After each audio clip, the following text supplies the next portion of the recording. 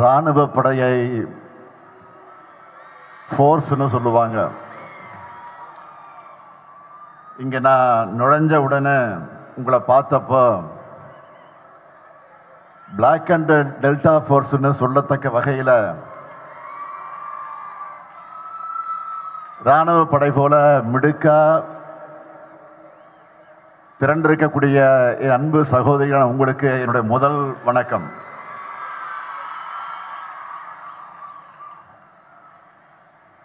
வெல்லும் தமிழ் பெண்கள் டெல்டா மண்டல மகளிர் மாநாட்டினுடைய தலைவர், கழகத்தினுடைய துணை பொதுச் செயலாளர், நாடாளுமன்ற குழுவினுடைய தலைவர், என்னுடைய அருமை தங்கை கனிமொழி கருணாநிதி அவர்களை, முன்னிலையற்றுள்ள முதன்மை செயலாளர் மாண்புமிகு அமைச்சர் ஆற்றல் மிகு நேரு அவர்களை, துணை முதலமைச்சர் தம்பி உதயநிதி ஸ்டாலின் அவர்களை, மாண்புமிகு அமைச்சர் பெருமக்களை, தலைமை கழகத்தினுடைய நிர்வாகிகளை, துணை பொதுச் செயலாளர்கள் பொன்முடி அவர்களை, ஆர் ராசா அவர்களை, மூப்பே சாமிநாதன் அவர்களை, அமைப்பு செயலாளர் RS பாரதி அவர்களை, செய்தி தொடர்பு தலைவர் TK இளங்கோவன் அவர்களை, இணை அமைப்பு செயலாளர் அன்பகம் கலை அவர்களை, துணை அமைப்பு செயலாளர் ஆஸ்டின் அவர்களை, மகளிர் அணியுடைய தலைவர் திருமதி விஜயா தாயன்பன் அவர்களை, மகளிர் அணியினுடைய செயலாளர் எலன் டேவிட்சன் அவர்களை, தொண்டரணியின் செயலாளர் நாமக்கல் ராணி அவர்களை, மற்ற மாநில மகளிர் அணியினுடைய நிர்வாகிகளை,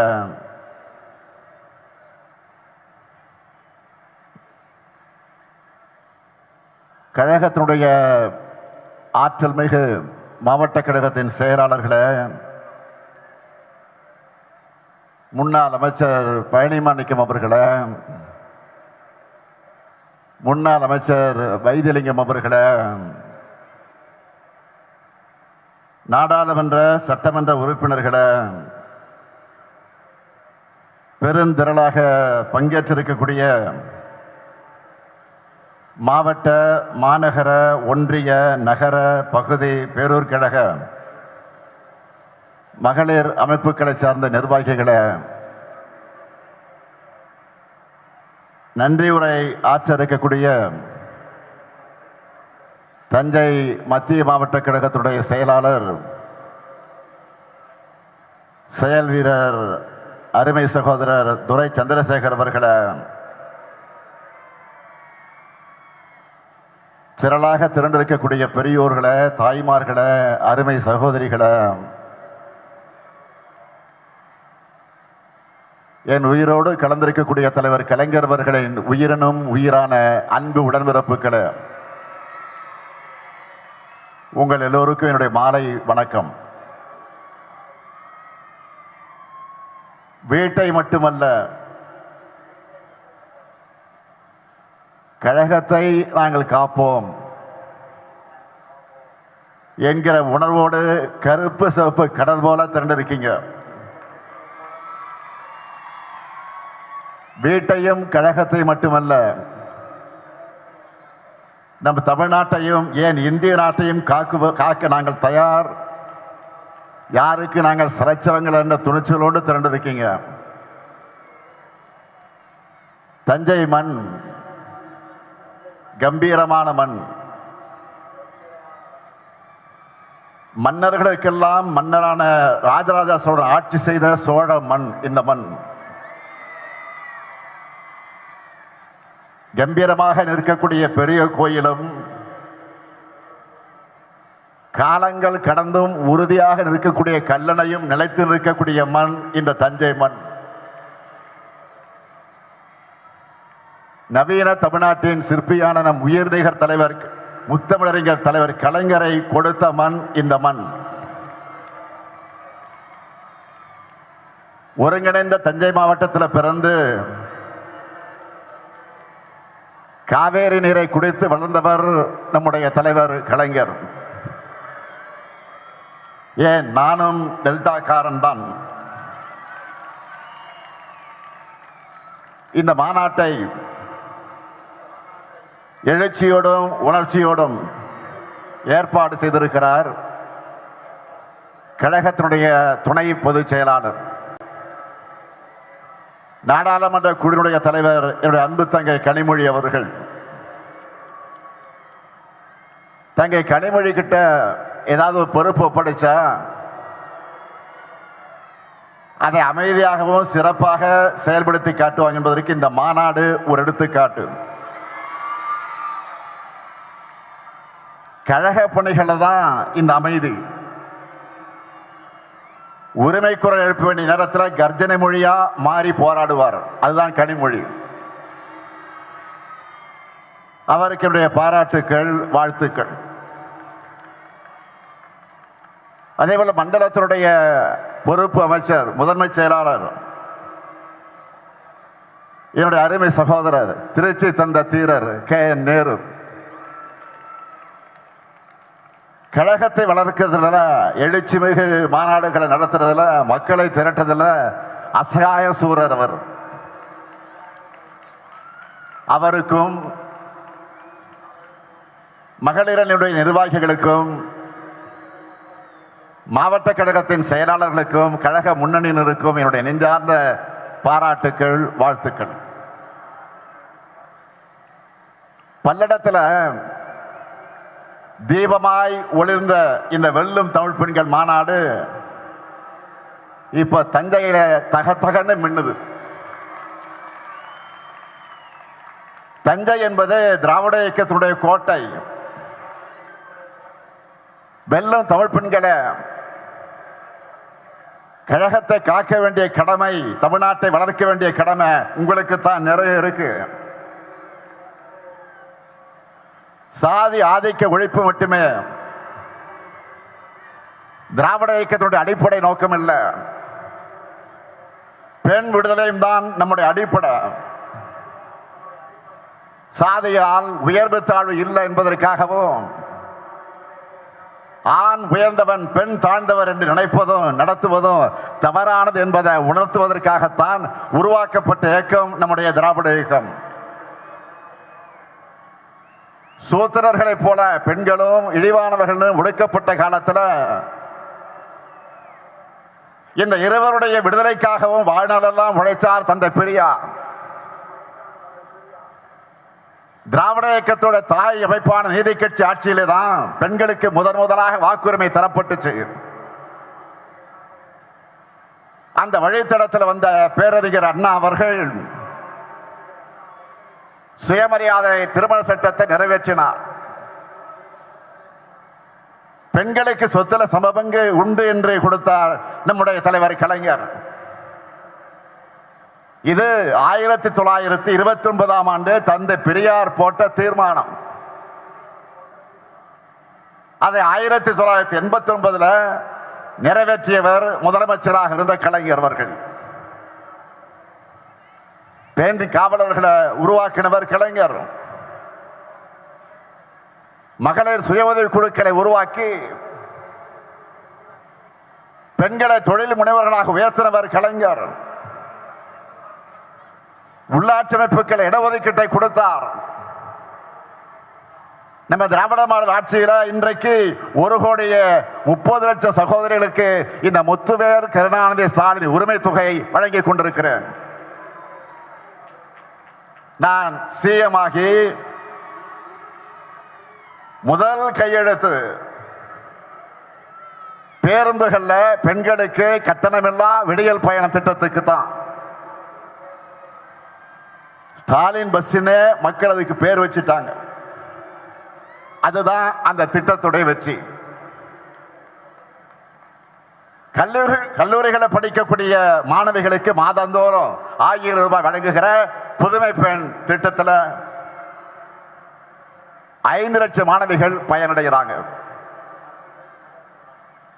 கொரோனா கால இன்னல்களில் இருந்து மகளிர் சுயஉதவி குழுவினரை காத்திட்ட கூட்டுறவு சங்கங்கள் மூலமாக அவங்களுக்கு வழங்கப்பட்ட 2674 கோடி ரூபாய் கடனை தள்ளுபடி செஞ்சுட்டு 17,33,696 சுயஉதவி குழுக்களுக்கு 1,05,235 கோடி ரூபாய் வங்கி கடன் இணைப்புகள் வழங்கி சாதனை படைச்சிருக்கிறோம். மக்களை தேடி மருத்துவ திட்டத்தில் மகளிர் சுயஉதவி குழுவினரை ஈடுபடுத்துறது மூலமா அவங்கள தன்னலமற்ற சேவைக்கு அங்கீகாரம் பெற்று தந்திருக்கிறோம். முதலமைச்சரின் காலை உணவு திட்டத்தில்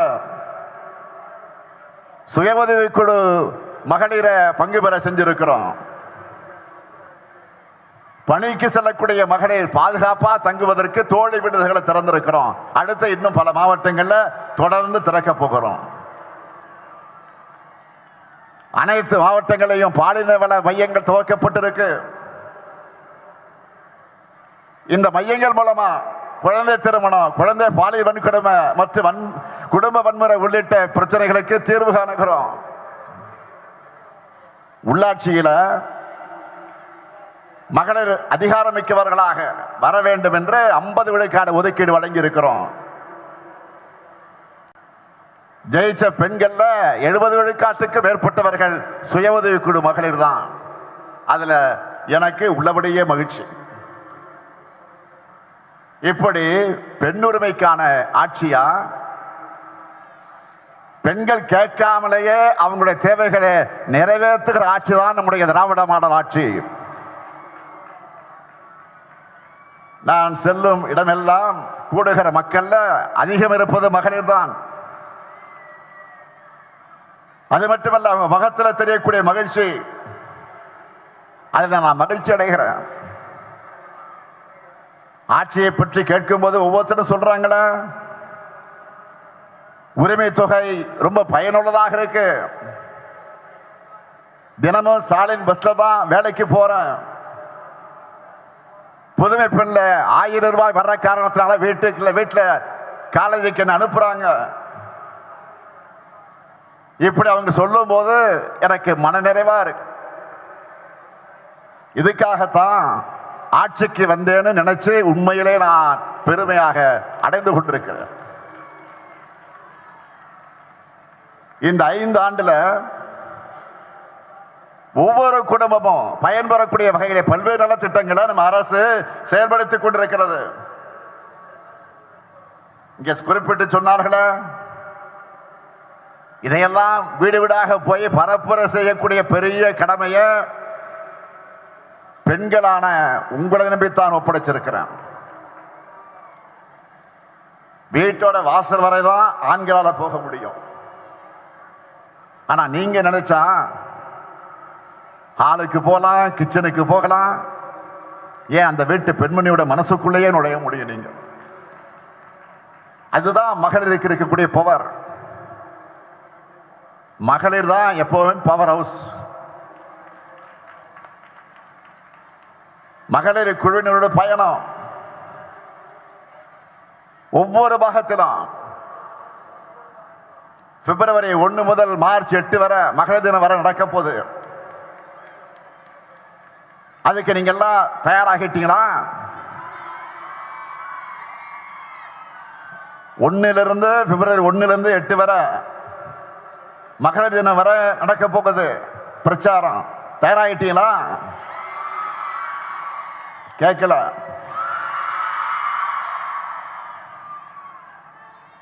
அடுத்து தமிழ்நாட்டை தலைகுனிய விடமாட்டோம்னு தொகுதிகள் தோறும் பிப்ரவரி 28 வரைக்கும் பொதுக்கூட்டங்கள் நடக்க போகுது. இளைஞர் அணியினரும் பிப்ரவரி 7ஆம் நாள் விருதுநகர்ல தென்மண்டல இளைஞர் அணி நிர்வாகிகள் சந்திப்புக்கு நடத்துவதற்கு அவங்க ஆயத்தமாகிட்டாங்க. பிப்ரவரி 11 தொடங்கி பூத் கமிட்டி மாநாடு மண்டல வாரியாக நடக்க போகுது. துணை முதலமைச்சர் பேசும்போது சொன்னார், மாதம் ஒரு மாநாடு. ஆனா பிப்ரவரி மாதம் மட்டும் 5 மாநாடு நடத்த போறோம். 4 வாரம் தான், ஆனா 5 மாநாடு. இவற்றுக்கெல்லாம் முத்தாய்ப்பாக மார்ச் 8ஆம் நாள் தீரர்கள் கோட்டமாம் திருச்சியில 10 லட்சம் உடன்பிறப்புகள் கூடுகிற மாநில மாநாட்டை பேரிழச்சோடு நடத்த போறோம். அதனால சொல்ற, ஜனநாயக போர்க்களத்தில் வெற்றியை பெற வரைக்கும் உடன்பிறப்புக்கான உங்களுக்கு, உங்களை வழிநடத்தக்கூடிய இந்த தலைமை தொண்டரான எனக்கும் ஓய்வில்லை, உறக்கமில்லை. உங்களுக்கு ஓய்வு கிடையாது. முக்கியமா மகளிரணியான நீங்க பரப்புரையோட முன்கள வீராங்கனைகளாக நிற்கணும். ஏன்னா எதிரணியரோட பொய் பிரச்சாரங்களை பெண்களான உங்களால தான் முறியடிக்க முடியும். வாதத்தால உங்களால தான் வெல்ல முடியும். அதனாலதான் நான் அதிகமாக உங்களை நம்புறேன். பெண்களையும் இளைஞர்களையும் தான் நான் நம்புறேன். சொன்னார்களே 2 நாளைக்கு முன்னாடி தமிழ்நாட்டுக்கு வந்த மாண்புமிகு பிரதமர் மோடி அவர்கள் ஏராளமான பொய்களை சொல்லிட்டு போயிருக்கிறார். உலக வரைபடத்தில் இருக்கக்கூடிய அத்தனை நாடுகளுக்கு போயிட்டு தேர்தல் காலங்களில் இந்தியாவுக்குள்ள வருவார் நம்ம பிரதமர். இப்ப தமிழ்நாட்டுக்கு கனிமொழி சொன்ன மாதிரி தேர்தல் சீசன் இங்கே வந்தார், இனியும் வருவார். பிரதமர் வருகிறார் என்றதும் அவர்கிட்ட நான் பல கேள்விகளை முன்வச்சேன். 2 நாளைக்கு முன்னாடி வருவதற்கு 2 நாளைக்கு முன்னாடி நான் சில கேள்விகளை வச்சேன். அதை நீங்க தொலைக்காட்சியில பார்த்திருப்பீங்க, ஊடகங்களை பார்த்திருப்பீங்க, பத்திரிகையில படிச்சிருப்பீங்க. ஆனா அவர் எதற்கும் பதில் சொல்லாம வழக்கம் போல பழைய கண்டென்ட்டையே பேசிட்டு நமக்கு புது கண்டென்ட்டை கொடுத்துட்டு போயிருக்கிறார். தமிழ்நாட்டில் பெண்களுக்கு பாதுகாப்பு இல்லை என்ற ஒரு அபாண்டமான பொய்ய சொல்லிட்டு போயிருக்காரு. பெண்களான நீங்க சொல்லுங்க, தமிழ்நாட்டில் பெண்களுக்கு பாதுகாப்பு இல்லையா? தமிழ்நாட்டில் பெண்களுக்கு பாதுகாப்பு இல்லையா? எப்படி கூச்சம் இல்லாமல் போய் பேசுறார் பாருங்க. நாட்டில் இப்ப என்ன நடந்துகிட்டு இருக்கு? பாஜக ஆளக்கூடிய மாநிலங்கள்ல, குறிப்பா பாஜகவினரால் பெண்கள் படும் தொல்லைகள்னு எல்லாத்தையும் தெரிஞ்சுக்கிட்டு தமிழ்நாட்டு மேல அவதூறு பரப்ப பிளைட்ல வந்துட்டு போயிருக்காரு. மாண்புமிகு பிரதமர் அவர்களை, ஆயிரக்கணக்கான பெண்கள் கூடியிருக்கக்கூடிய இந்த மாநாட்டு மேடையிலே நின்று கொண்டு நான் தலை நிமிர்ந்து சொல்லுகிறேன், இந்திய மாநிலங்களிலேயே பெண்களுக்கு பாதுகாப்பான மாநிலம் எங்க தமிழ்நாடு தான். அடிச்சு சொல்றேன். இங்கதான் அதிகமான பெண்கள் வேலைக்கு போறாங்க. அண்மையில் அவதார் என்ற குழுமம் இந்தியாவில் பெண்களுக்கான பாதுகாப்பு, ஆரோக்கியம், கல்வி முதலான சமூக காரணிகளை சிறந்து விளங்குகிற நகரங்களோட பட்டியலை வெளியிட்டு இருக்கிறாங்க. 125 நகரங்கள் கொண்ட இந்த பட்டியலில் முதல் 25 நகரங்கள்ல சென்னை, கோவை, திருச்சி, மதுரை, சேலம், வேலூர், ஈரோடு ஆக 7 நகரங்கள் இருந்துச்சு. இதெல்லாம் உங்களுக்கு தெரியுமா? மாண்புமிகு பிரதமர் அவர்களை, மணிப்பூரை மறந்துட்டீங்களா? 2023ஆம் ஆண்டு மே மாதம் எரிய தொடங்கின மணிப்பூர்ல இதுவரைக்கும் அரசு கணக்குப்படி பார்த்தீங்கன்னா 260 பேர் கொல்லப்பட்டிருக்கிறாங்க. ஒருவர் இருவர் அல்ல, 260 பேர் கொல்லப்பட்டிருக்கிறாங்க. ஆனா உண்மையான எண்ணிக்கை இன்னும் ஒரு மடங்கு இருக்கும். 3000 பேர் காயமடைஞ்சிருக்கிறாங்க. 1 லட்சம் பேருக்கு மேல மாநிலத்தை விட்டு இடம் பெயர்ந்துட்டாங்க, ஊரை விட்டே போயிட்டாங்க, மாநிலத்தை விட்டு போயிட்டாங்க.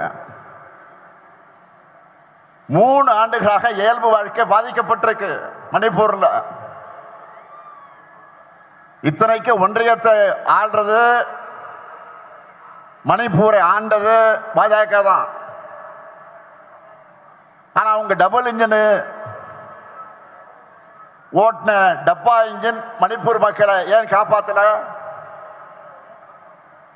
மணிப்பூருடைய முதலமைச்சர் பிரேன் சிங் வீடு, அமைச்சர்கள் வீடு, எம்எல்ஏக்கள் வீடு, பிரேன் சிங் இன்னும் மருமகன் எம்எல்ஏவா இருக்கிறாரு, அவருடைய பெயர் இமோ சிங், அவருடைய வீடு எல்லாத்தையும் போராட்டக்காரர்கள் தாக்கி இருக்கிறாங்க, அடிமட்டமாக்கி இருக்கிறாங்க. ஆனா மணிப்பூரை ஆண்ட பாஜகவால ஏன் அமைதியை ஏற்படுத்த முடியல?